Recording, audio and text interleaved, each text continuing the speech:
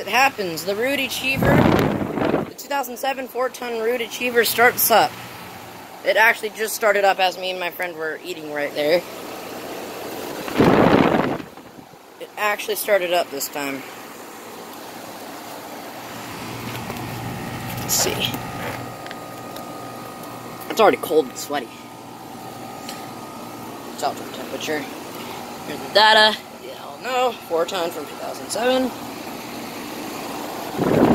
It actually starts up this time, while I'm next to it as well. And then there's a fan. And then there's a fan over here. That startup was so unexpected, though. So there. Got a running video of the Ruud Achiever. Alrighty. Figured I'd make this little quick video.